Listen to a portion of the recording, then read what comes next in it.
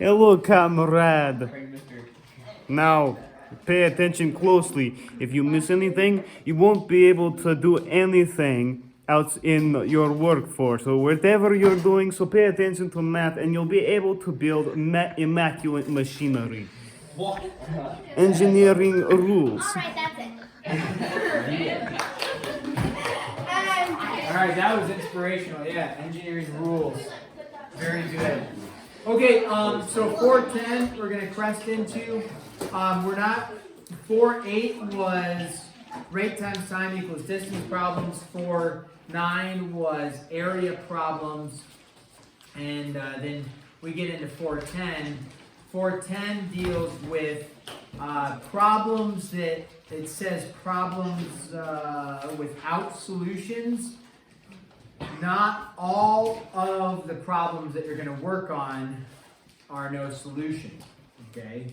So some will be no solution because there's not enough information and the information given is incorrect.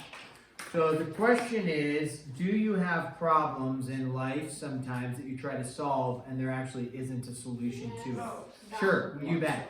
So some of that is, with this, is trying to figure out what information did they give you? Did they give you enough information? And it's the same that we do with all types of processing is, do we have enough information given to us to be able to solve the problem or put something together? So in that case, you may work really hard on a problem, get really frustrated, and then realize like, oh, there's not enough info, so no solution. No. It's on the. Don't touch it. It is recorded. It's on low power. It's not on low power. It says 20% battery life.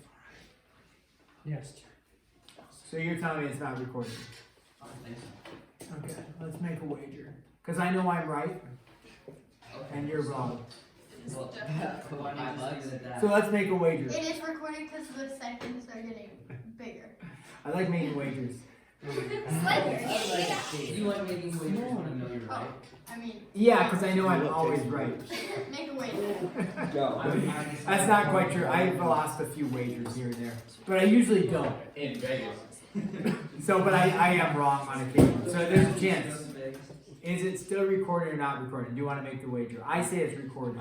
It probably is then. It just looks like it isn't because it's really blurry. Because it blurred everything out. Yeah. You want to make a wager? Anybody? No. I was We going just- to hour. I mean, I wager it It's is just giving me recorded. OCD. That's the only. Yeah. Oh, We can work through it. Hazel, how are you doing back there with it? It's fine. It's fine, Jim. Wow, it's ugly. Yeah. Wow. All right, you'll be okay. Should put it on like slow motion. That'd be hilarious. You just like, you know, The whole do lesson was like, Yeah, we're gonna get there. No, I Okay. did this. So some of these problems won't have solutions, so you may work really hard, and then you get to this point, and you're like, wait, there is no solution. Like, okay, perfect. So what people usually do though is they get to a problem on a test, or even in the homework, and they're like, oh, this is hard, no solution. Wrong. It may actually have a solution. It may just be a hard problem. So don't just give up and then quit. So let's go to page 176. We're looking at problems. Now some of these will be like area problems. Some of them will be rate times time equals distance problems. Some of them will be coin problems. So they're not only like 4.8 and 4.9. They may have multiple different things going. So let's take a look at number 1. It says a pool solve. This is 410, number 1 on page 176. And number 1. It says a pool is surrounded by a deck 3.5 meters wide. So this looks like a problem that we did yesterday, something possibly like that. So we draw a pool. So go ahead. A pool typically is going to be, well, you could have a circular pool, but in this case, I'm guessing they're referring to a rectangular pool. So draw a rectangular pool, and then around that pool deck, it's kind of like our patio problem that we did yesterday. Around the pool deck is, or around the pool, I'm sorry, it says there is a deck that is what? 3.5 meters wide. 3.5 meters wide. So just like we did yesterday with the patio and the garden around the patio, we go ahead and draw that In this case, we have a pool, not a patio, and then we draw a deck around it. So we draw the deck around it like this and like this. Okay? And then if you recall yesterday we talked about the garden one, I don't remember the exact numbers, was it 1.5 or something like that for the width that we did yesterday? Yeah. So here's our pool, and then here we're going to say, in this case, it's not 1.5, what is it? 3.5. 3.5, we'll double check. Okay, so 3.5, what's this one? 3.5, 3.5, and 3.5. Okay. So,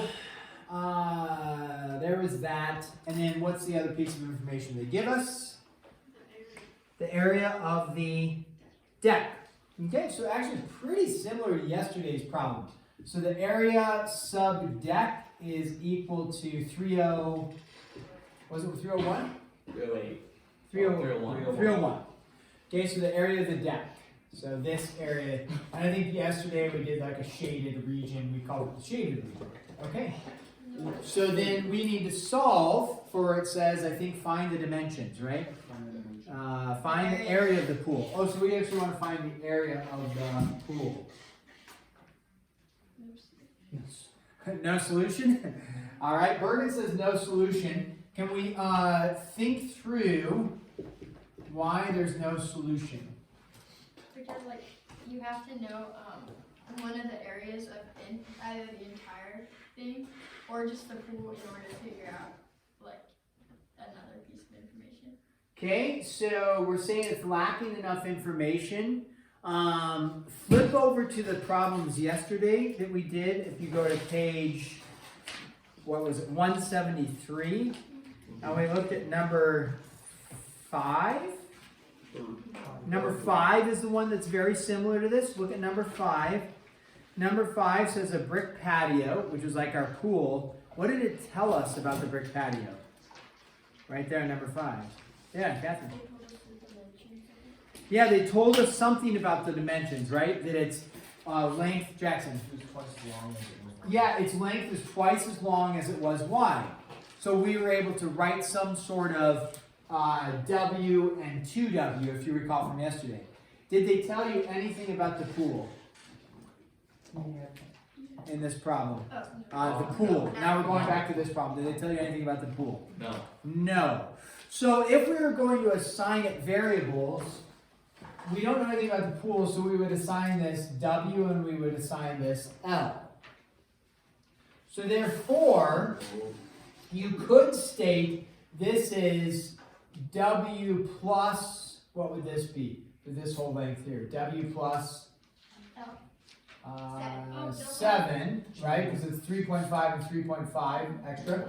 And then this would be L plus 7. And so Bergen's saying no solution.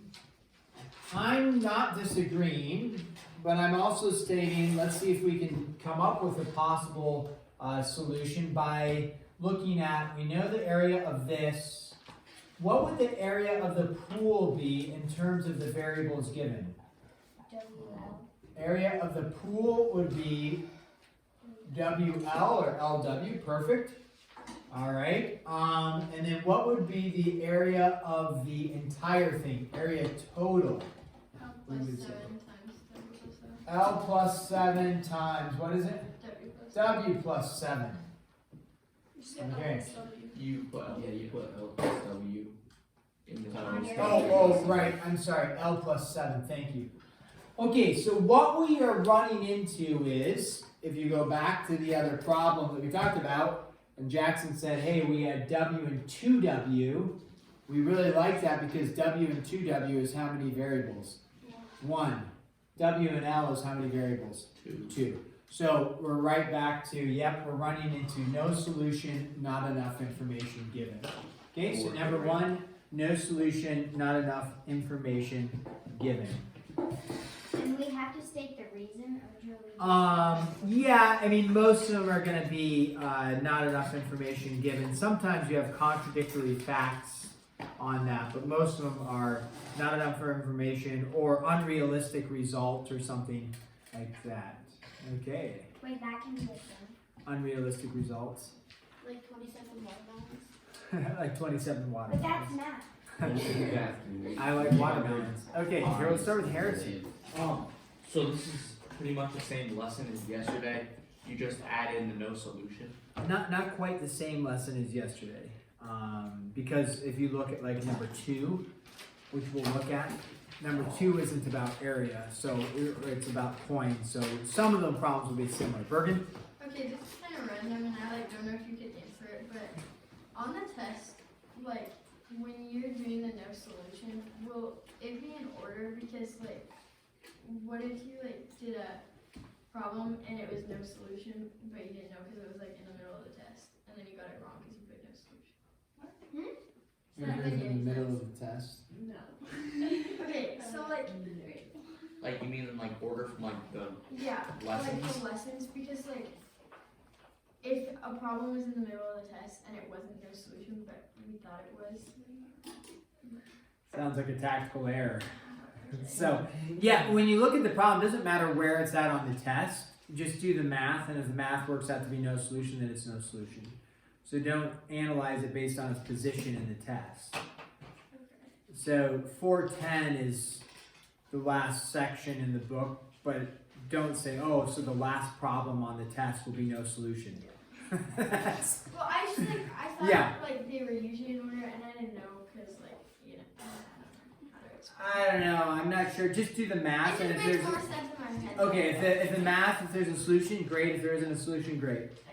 Just pick one of the two, but do the math to get to one of the two. I'm so confused. Holiday. Okay, so does that like open boards? So does that mean like if there's 2 variables, then it's most likely no solution? Yeah, for our purposes, and even if this wasn't our purposes, because later on we'll be able to solve equations like when you're in like Algebra 2, pre-calculus, some of that stuff actually allows you to go and solve some of these equations with 2 variables and squared values and things like that. In this case, though, actually that would not be solvable at all. But not all equations, because there's 2 equations and 2 unknowns, are no solution. If you recall from chapter 1-8, which you weren't here for, but you can have 2 equations, 2 unknowns, come up with a 3rd equation. But in this case, I've erased it. But in this case, if you recall, we said that little like formula yesterday, area total is equal to the area of the pool plus the area of the deck. If you in this case, the pool and the deck. So the area total, we just said, I've erased it there, but it was L plus, I did that again. L plus 7, W plus 7 is equal to the area of the pool, which was WL, we said, plus whatever this was, 301. When you go to solve that, you're going to have 2 variables, and there's only one equation that we can come up with. And it has 2 variables, so it's not solvable. So like if we put that on the test, like would you still give us credit? Like that equation? And you erase, you just put this, Yeah, like what if we did that and we're like, and you didn't write no solution? yeah. Yeah, you would put this, and then you'd recognize, like, wait a second, I can't do anything more. That's optimum, and then you write no solution. That's great. Yeah, Harrison. On the test, will you ever put like the amount of no solution problems so we don't get like more than like No. we don't know how to solve it? Yeah, the thing Yeah, is, that's what I. yeah, no, you need to know how to solve a problem, and if there is no solution, you need to know that. That's part of like the practice, and then be able to identify it as no solution. Most likely, like on the test, right, we did 4.1 through 4.10. How many sections are story problems? 3. 3. Are you going to have a bunch of questions of 4.1 through 4.7? Yes. Hopefully not. Those are the easier ones. Yeah, you want 4.1 through 4.7. Then yes. Is it all going to be, like, are you going to have 10 story problem questions? Probably not. Yeah. Probably not. Hopefully Hopefully not. Hopefully. Imagine how long it takes us to get through one story problem. 10 minutes. Yeah, 10 minutes. 30. So would the expectation be putting like 8 story problems on the test? No. No. Use your logical reasoning skills here. There aren't. There aren't? There aren't. We only have 2 Any logical reasoning skills? Okay. So just study the material, know how to do problems, and then if you're, and then in the end, if you're wrong, and it's okay. People get a lot of problems wrong, and it's okay. What if we fail though? You probably won't fail. Probably. Okay, let's take a look at number 2. We gotta move forward. Quit worrying about the test and start worrying about learning the material. Number 2, a child's bank account contains $6.30 in dimes and quarters. There are twice as many dimes as quarters. How many of each kind of coin are in the bank? These coin problems, I can't remember if we've done one of these or not. I feel like we have at some point. These almost always fit into 2 categories. And the 2 categories are this: the number of coins and then the value of coins. Okay, so when you see these types of problems, they generally will fit this category. Okay? So when it says the number of coins, okay, do they tell you that there are 37 coins or anything like that? No, but it does tell us something about the number of coins in there. It doesn't say there's 37 coins, but what does it tell you about the coins? It does tell us the value, but what about the number of coins? Look at There are twice as many dimes as quarters. Okay, so twice as many dimes as quarters. What variables are we going to use for this problem? D and Q. D and Q. We're going to use D and Q. What kind of equation can I write for the number of coins based off of what we just said? Jackson? Oh, wait. No, I was just gonna say you might want to do a chart. You could do a chart. I wasn't going to, but you could. That could work. I was just going to split it into 2 equations. So if there's twice as many dimes as quarters, what can we do for an equation for that? We've done this before with the hand method, right? Yeah, Khalid. 2D equals Q. Okay, let's see if this works. Is it twice as many dimes as quarters? Okay, so where's our dimes? If this is our dimes and this is our quarters, if there's twice as many dimes as quarters, dimes is up, quarters is down. So what do I need to multiply? Quarters by 2. But Khalid, you got us on the right track. Thank you. Dimes is equal to 2 quarters. There we go. I like that. In terms of the number of, not the value. Okay, the value of the coins, the easy W part of this equation is, what's its total equal to? 630. 630. Okay, so now I need to figure out the value of dimes plus the value of quarters is equal to 630. How do I represent the value of dimes?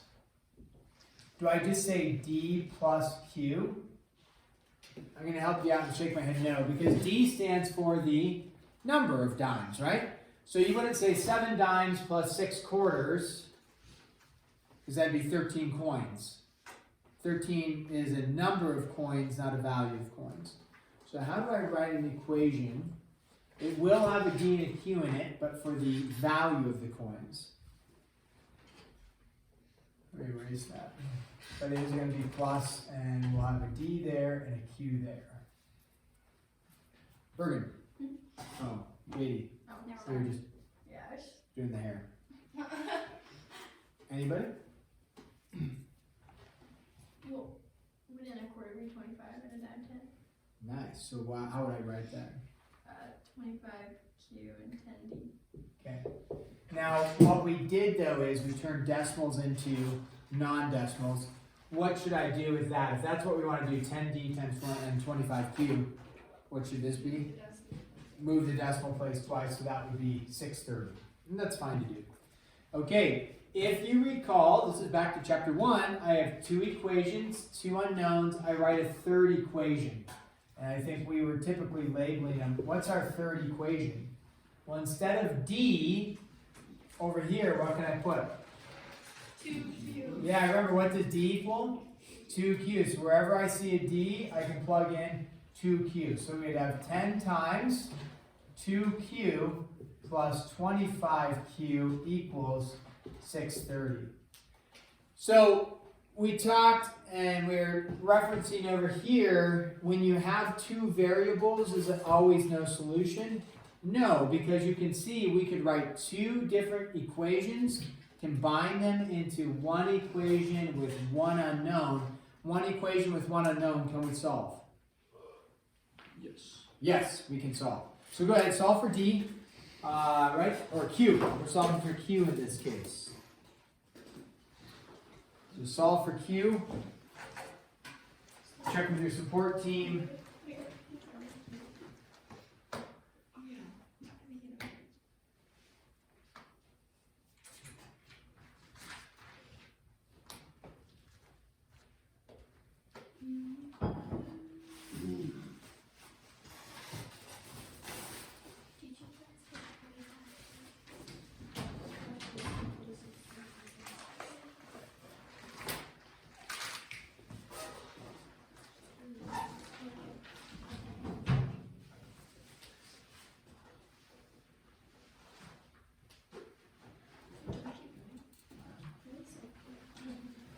So what did you get for, on the left side, you got how many Q's?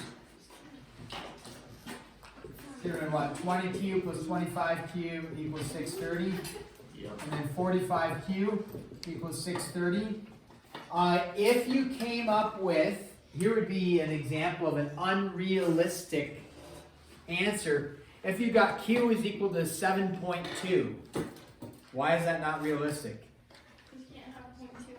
You can't have 0.2 quarters.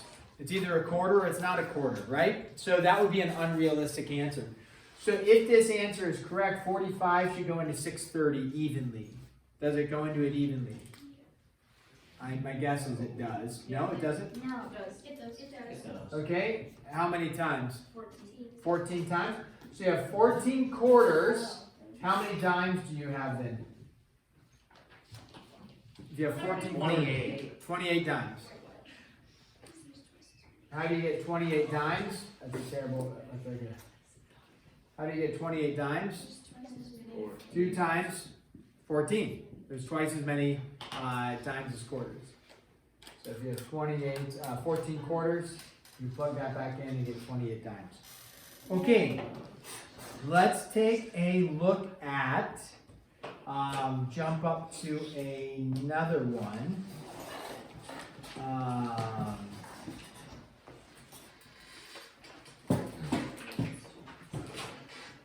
I think we should do number 8. Let's take a look at number 8. Jim's sandwich.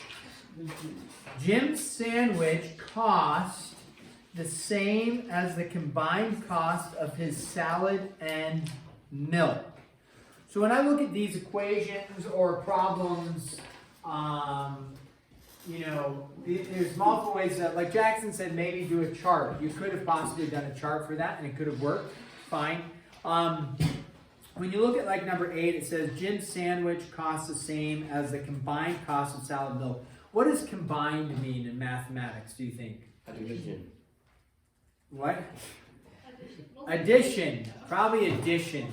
Right? So, what did you say? Division? Oh, is it a joke? Okay. So, the combined cost. So it says, hey, the cost of the sandwich is the same as the cost of his salad and milk. The same as would represent equals, right? So the cost of his sandwich, so sometimes I do this, like sandwich is equal to, what were the two things he bought? Salad and milk. So salad plus milk. And now we're referring to the cost at least, right? So sometimes I write something like that. Obviously we need to try to put some sort of mathematical terminology to it in terms of like choosing a variable s or a different variable other than s because it's sandwich and salad. So we'll get there. So I just start with something like that. Then it says the sandwich costs 3 times as much as the milk. Okay, so if we were going to do, maybe because sandwich and salad both start with S, could we go just say X and Y plus milk? Let's do that. Where the sandwich is X, the salad is Y, and the milk is M. Okay.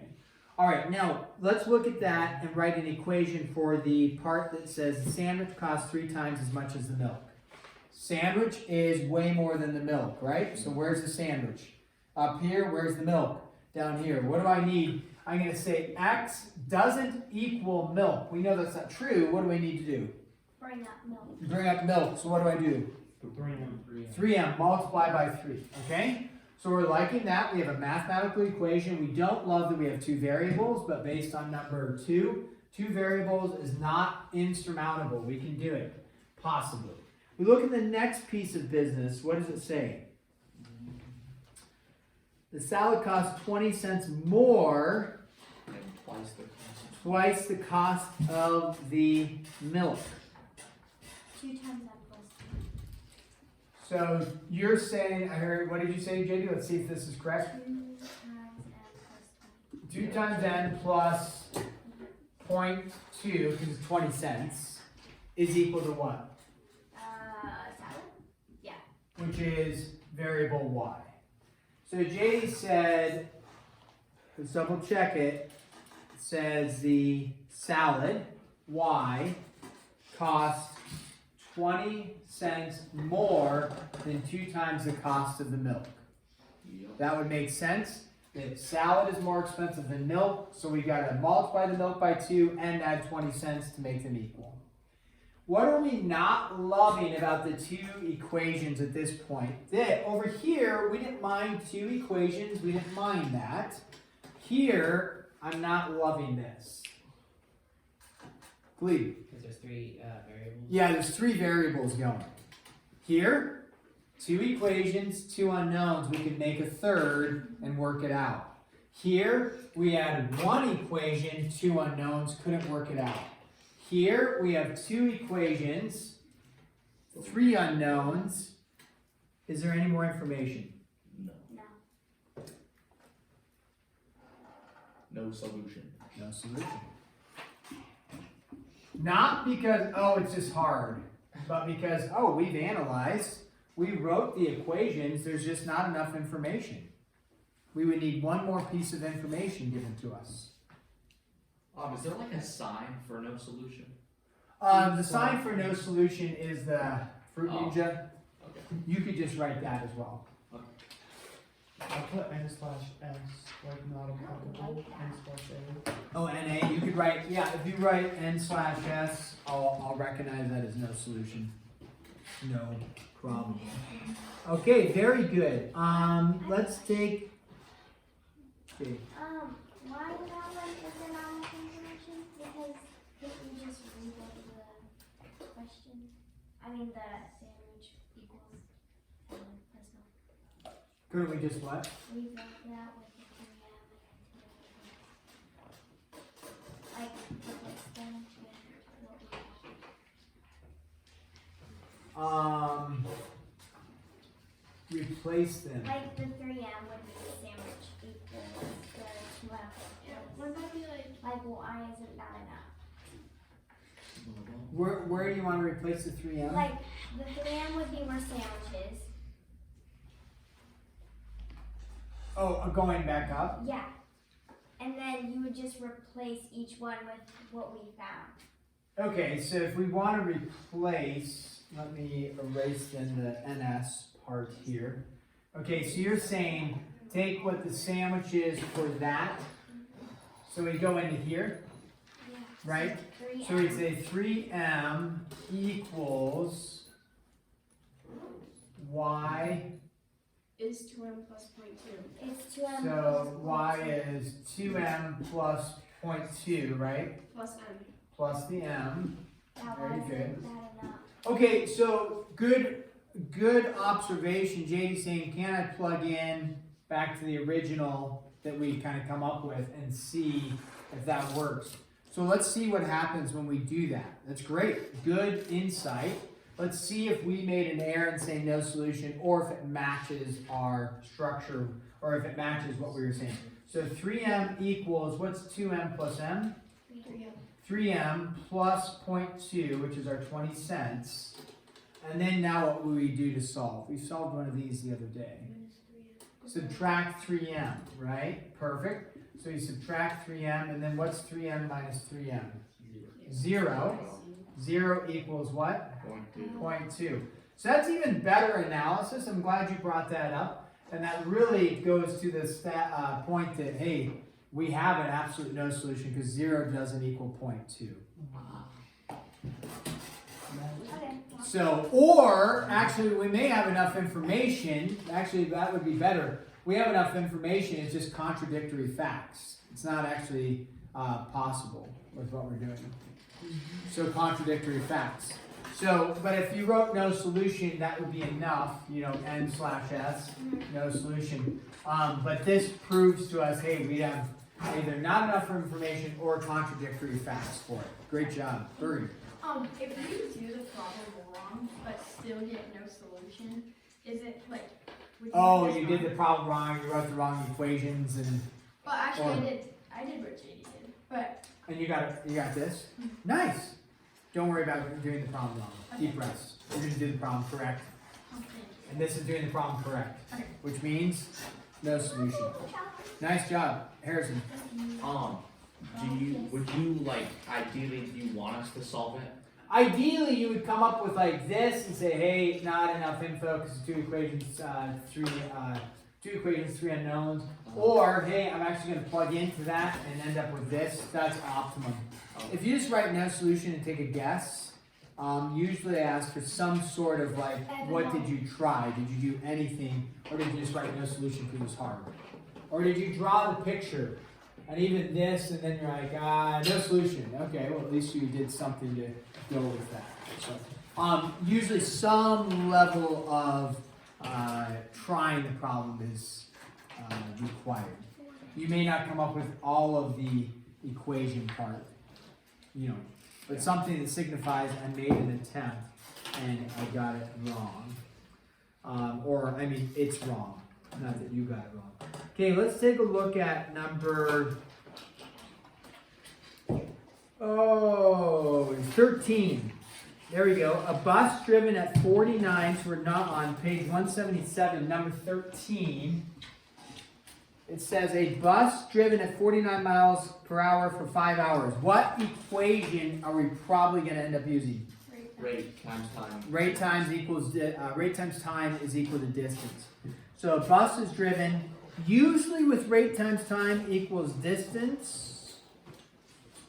What do I usually recommend for these ones? A chart, right? Now, in this case, we'll do a chart. Okay. If we look at the problem before we fill out the whole chart, it says a bus is driven at 49 miles an hour for 5 hours. And that can cover its route on schedule. During the first 1.5 hour, traffic forced the driver to reduce his speed to 42. What should the speed be for the rest of the trip to keep on schedule?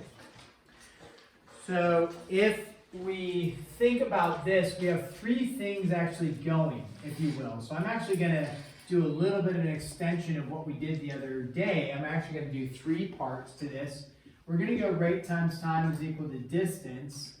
And we have 3 things going. The first piece of information is if the bus is on time or on schedule, I think is the word they use, right? So let's say the bus is on schedule. Okay, that's the first piece of information. The second piece of information was the first part of a trip that the bus did.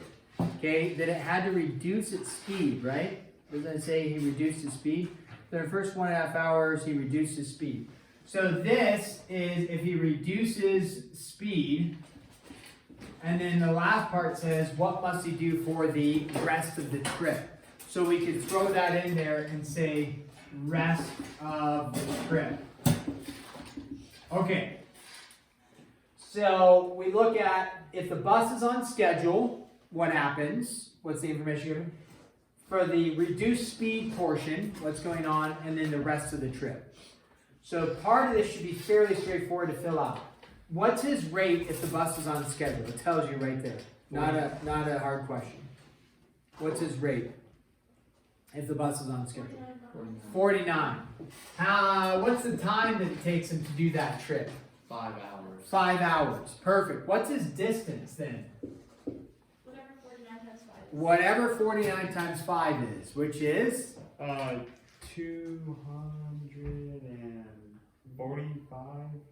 245. Okay. Let's just get this real quick. What's his reduced speed? It tells you right there in the book. 42. 42.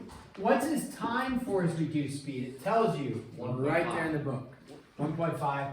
And then what's his distance that he travels? 63. 63. Okay. What is the rate for the rest of the trip? Do they tell you what his rate is? No. No. Now we get into we don't know. When we say we don't know, what do we assign it? Variable. Variable. So what's his rate? Well, and you could say X. I'm going to go with R for rate, which is unknown. Okay. This says what should the speed be for the rest of the trip to keep him on schedule. This is important to keep him on schedule. How many hours does it take for him to go on schedule? 5. So how many hours does he have left to remain on schedule?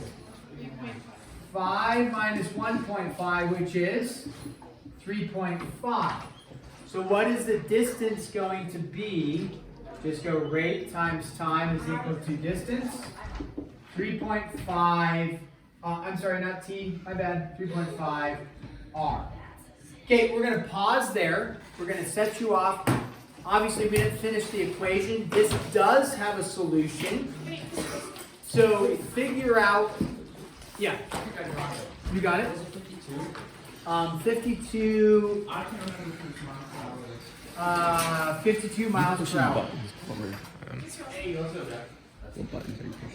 So, you can set up an equation and make an attempt to finish that from there.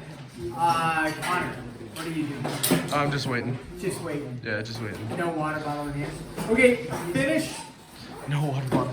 What is due tomorrow? 4-8. 4-8. The whole rest of them.